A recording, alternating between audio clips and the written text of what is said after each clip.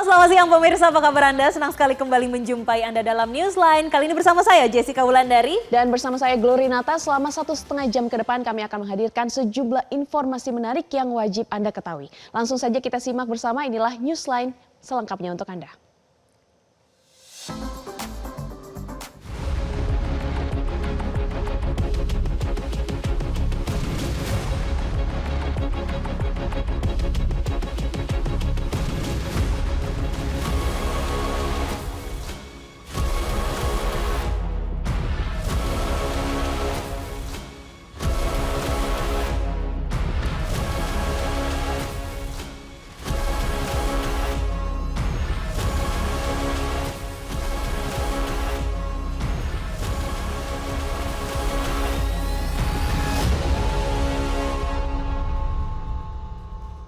Nah pemirsa, kita masuk ke trending topik pertama. Kira-kira hari ini ada trending apa nih Jessica? Ya Glory dan pemirsa, kita akan melihat dulu terlebih dahulu pada Newsline trending topik pada siang hari ini akan menjadi dua pembahasan.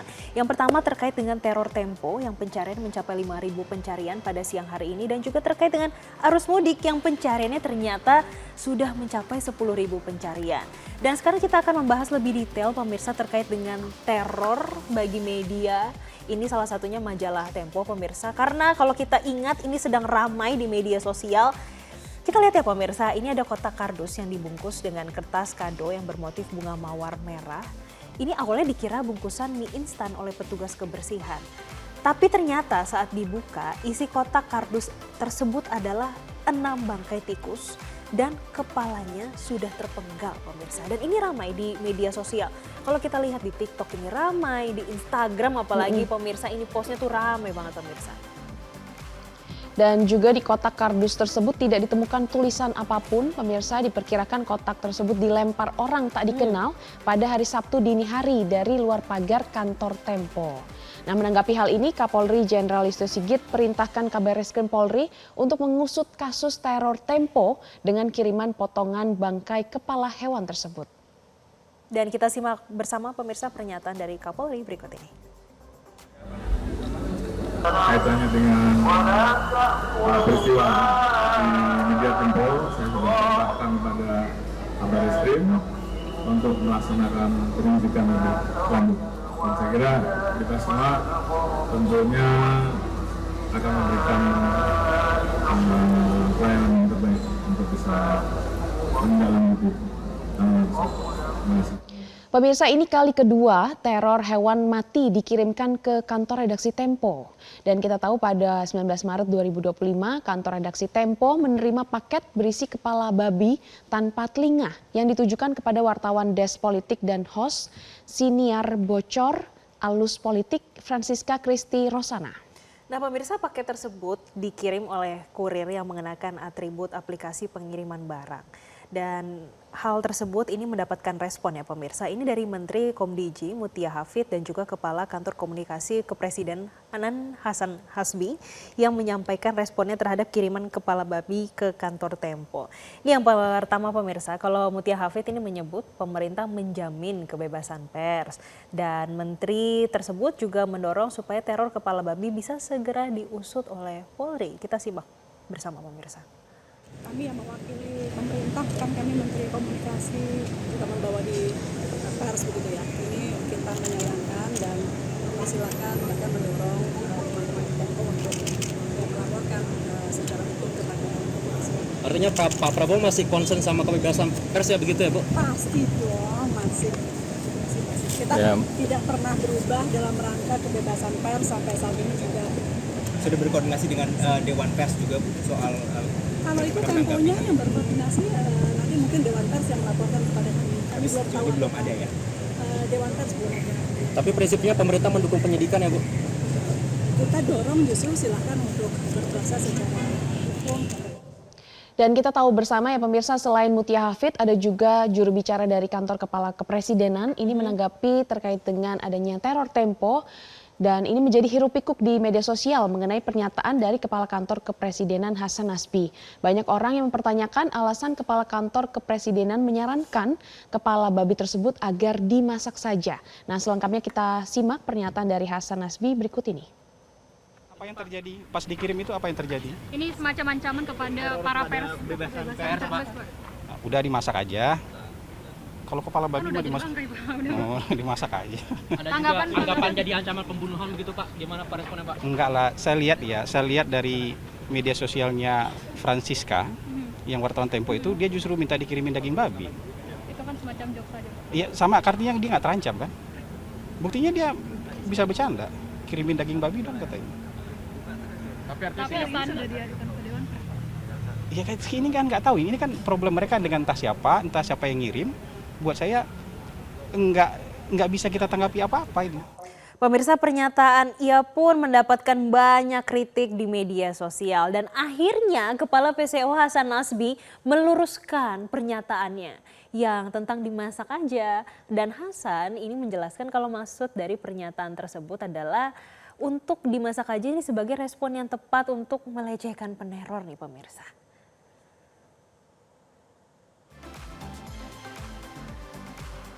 Dalam perkembangannya, pada Jumat kemarin Komite Keselamatan Jurnalis melaporkan dugaan aksi teror kepada jurnalis Tempo ke Barreskrim Polri, Jakarta Selatan, di mana KKJ datang bersama dengan pemimpin redaksi Tempo, Setri Yastra, dan sejumlah tim kuasa hukum KKJ.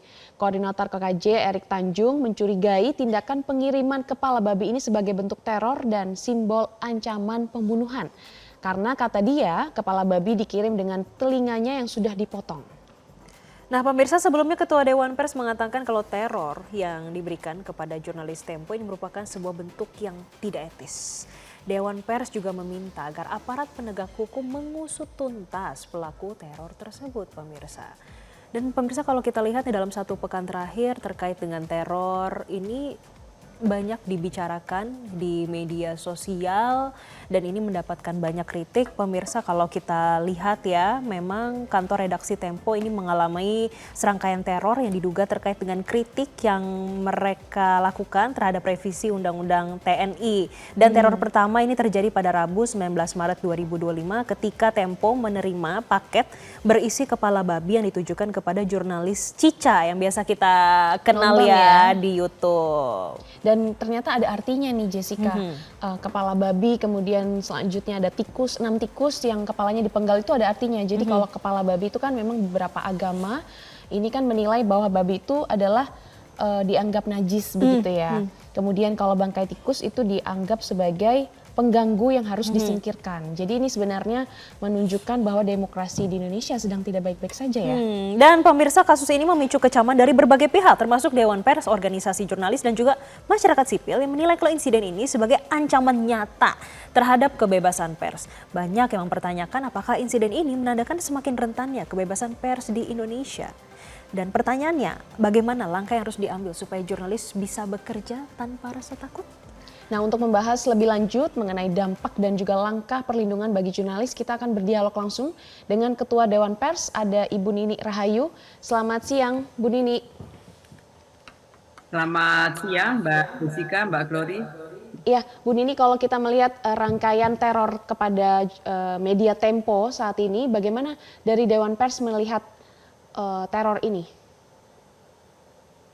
Ya, kita sih sangat berharap ya aparat keamanan segera bekerja secara cepat. Saya kira Pak Listio Sigit, Kapolri sudah memerintahkan Barreskrim untuk melakukan proses investigasi begitu ya, dan berharap betul agar segera bisa ditemukan pelakunya gitu kan. Sekarang peralatan sangat canggih ya, alat komunikasi, CCTV dan lain-lain. Saya kira ini kecepatan ini sangat membantu agar pola yang sama tidak berulang. Sudah terbayangkan 24 jam dari kejadian yang pertama, lalu muncul pengiriman yang kedua. Saya kira ini tindakan yang sangat tidak baik-baik saja gitu, tindakan teror, dan kita semua patut mengutuk keras, kecuali respon yang disampaikan oleh juru bicara Presiden yang justru melihat ini sebagai candaan ya, dan mencoba menetralisir kasus teror ini sebagai aktivitas yang tidak ada tindakan kriminalnya. Nah ini yang kita sayangkan, kita betul-betul menyayangkan menganggap ini tidak ada indikasi ancaman terhadap kemerdekaan pers, kebebasan pers yang ya kita tahu semualah dengan Undang-Undang 40 tahun 99 itu kan jadi legitimasi bagi kita semua bangsa Indonesia bahwa pers itu tidak boleh diposisikan sebagai ancaman, tapi justru pers membantu menjadi jembatan antara kebutuhan masyarakat untuk tahu dengan para pemangku kepentingan yang memiliki gudang informasi dan kebijakan yang memang harus disampaikan kepada publik. Baik, Bu, tadi sangat luar biasa pernyataannya pers ini bukan sebagai ancaman. Saya mau tahu, Bu, bagaimana Dewan Pers ini melihat upaya pengendalian ataupun intimidasi terhadap media yang kritis terhadap kebijakan pemerintah ataupun institusi tertentu, Bu? Ya, ini bisa dilihat dari rekam jejaknya ya. Sejak tahun 2015 sebetulnya berbagai upaya ancaman kekerasan secara fisik maupun verbal maupun pengerusakan terhadap alat kerja jurnalistik itu terus berlangsung. Di tahun 2024 itu sepanjang tahun ya, mulai Januari sampai 28 Desember tahun 2024 itu sebanyak 92 kasus. Lalu di 73 kasus, 73 kasus. Lalu di tahun 2025 yang baru Januari sampai Maret ini sudah ada 27 kasus. Lalu 2023 itu sebanyak 89 kasus. Nah, ini memperlihatkan bahwa berbagai upaya kekerasan terhadap jurnalis maupun perusahaan pers ini terus terjadi. Dan ini indikasi kuat bahwa kemerdekaan pers yang sudah dijamin Undang-Undang 40 tahun 99 penegakannya tidak mudah, membutuhkan dukungan seluruh entitas bangsa ini, ya state maupun non-state. Kita ingin sekali penegak hukum betul-betul bekerja keras untuk membantu menemukan siapa pelakunya. Kenapa? Karena dari berbagai kasus yang tadi saya sebutkan angkanya yang tidak sedikit itu, 2024 73 kasus, 2025 sudah 21 kasus, 2023 89 kasus, dan sisa kasus sejak tahun 2015 banyak sekali yang berhenti pada proses penyidikan saja. Nah, ini memberi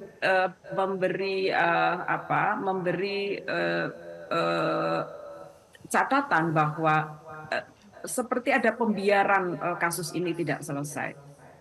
Saya mengapresiasi kerjasama yang sudah dilakukan Dewan Pers dengan institusi kepolisian dalam konteks pemberitaan ini sudah ada langkah maju yang luar biasa. Sehingga upaya kriminalisasi pada jurnalis melalui pemberitaan ini sangat-sangat efektif. Hanya pengungkapan dalam bentuk kekerasan ini yang agak tersendat ini, mandek ini. Nah, sehingga mudah-mudahan untuk kasus pemberitaannya jalan efektif dan untuk kasus kekerasan langsung pada jurnalis maupun perusahaan pers juga bisa berhasil bisa dituntaskan gitu, tidak berhenti pada proses penyidikan. Karena tadi ini aktivitas ini adalah bisa diartikan sebagai upaya pembungkaman. Dan saya perlu sampaikan pada kesempatan kali ini, khusus untuk jurnalis perempuan itu juga ada ancaman yang lebih serius ya. 87% jurnalis perempuan itu mengalami pelecehan seksual, sebagian juga pelecehan dalam bentuk digital. Baik, ya Bu Nini, tapi Dewan Pers melihat nggak Bu ada efek domino dari kasus ini terhadap media lain, Bu? Sangat. Jadi tentu secara tidak langsung bukan hanya kawan-kawan jurnalis, perusahaan pers yang merasakan dampak intimidatifnya ya, tapi masyarakat umum juga merasakan. Saya berkomunikasi dengan teman-teman mahasiswa, teman-teman sejawat gitu yang merasa bahwa ini teror kok bentuknya jadi banyak dan beragam dan terus-menerus ya. Jangan-jangan nanti juga akan terjadi pada hal yang lainnya. Nah, rasa aman ini menjadi penting. Maka ini kan soal rasa ya. Ini ada kesedihan lah sebetulnya dalam proses demokrasi kita. Karena apa? Di Undang-Undang 40 itu sudah dijamin bagi para pihak yang keberatan dengan pemberitaan bisa memperoleh hak jawab, punya hak jawab, minta hak jawab, minta hak koreksi, jangan melakukan kekerasan. Kami juga menghimbau kepada kawan-kawan jurnalis untuk terus bekerja profesional ya, lakukan dengan profesional, cover both side, lakukan tidak mencampurkan antara opini dengan fakta, dan menjaga moralitas serta gunakan secara baik azas praduga tidak bersalah. Jadi dengan demikian maka tidak ada alasan melalui prinsip-prinsip demokratis dalam menjalankan tugas ini lalu ada ancaman, ada intimidatif, ada kekerasan terhadap jurnalis. Untuk Oke, itu baik. saya selalu berharap betul apapun kejadian yang menimpa teman-teman ya kita tetap harus semangat, tetap kuat, jangan kalah dengan intimidatif ini gitu ya karena pada hakikatnya mereka ingin melakukan pembungkaman terhadap jurnalis yang kalau itu terjadi maka sebetulnya kita sedang menghambat hak masyarakat Oke, baik, untuk Ibu. tahu yang selama itu dijamin oleh konstitusi. Oke, baik. Berarti kita, karena ini kejadian sudah terjadi, berarti kita berharap agar kerjasama dari Ketua Dewan Pers dengan pihak kepolisian ini bisa berlangsung dan juga dari pihak kepolisian bisa mengusut tuntas kasus ini agar tidak terjadi pembiaran begitu ya. Terima kasih Ibu Nini Rahayu, Ketua Dewan Pers sudah bergabung bersama kami di Newsline.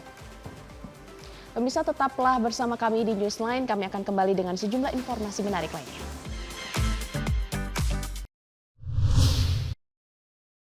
Pemirsa, terima kasih Anda masih bersama kami di Newsline dan kami akan lanjutkan informasi lainnya di mana jelang pertandingan melawan Timnas Indonesia di Stadion GBK, Tim Nasional Bahrain telah tiba di Jakarta pada Jumat sore. Tak lama setelah mendarat, tim asuhan Dragan Talajik itu juga langsung menggelar sesi latihan singkat. Dan untuk informasi selengkapnya, tunggu apa lagi bersama Kata Oma. Renyahnya bikin lagi dari telur dan bahan alami. Tunggu apa lagi? Dapatkan sekarang. Kata Oma, kasih sayang Oma di kerenyahannya.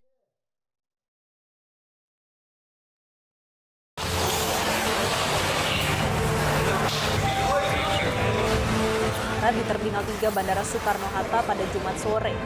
Terlihat momen saat para pemain turun dari pesawat dan menerima sambutan ramah dari masyarakat Indonesia.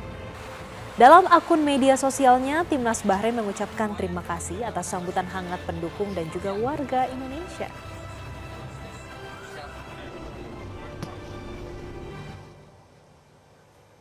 Pemirsa, di akun Instagram resmi Timnas Bahrain, nampak tim asal Timur Tengah ini sudah menggelar sesi latihan sesampainya di Jakarta. Jika sesuai dengan jadwal, tim asuhan Dragan Talajik ini akan mengadakan sesi latihan pada Sabtu 22 Maret dan juga Senin pada 24 Maret 2025. Indonesia.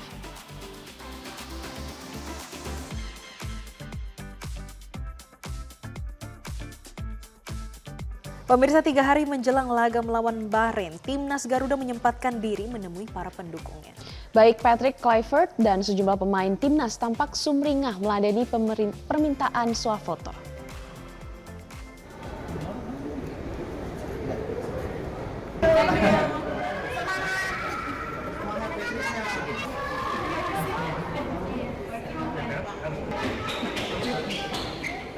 Meski sempat mendapat penjagaan ketat dari pihak keamanan pada Jumat malam hingga Sabtu pagi, kini beberapa fans Timnas Indonesia yang datang ke Hotel Fairmont diizinkan untuk bersuah foto dan meminta tanda tangan para pemain skuad Garuda hingga pelatih Timnas Indonesia Patrick Kluivert.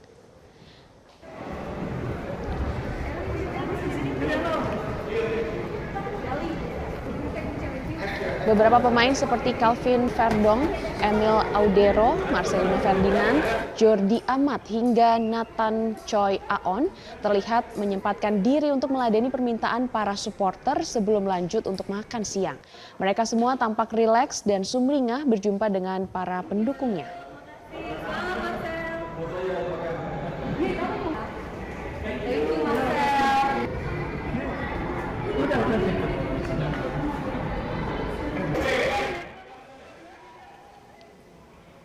Usai makan siang ini, skuad asuhan dari Patrick Kluivert langsung melakukan latihan bersama di Stadion Madia GBK Jakarta pada Sabtu sore.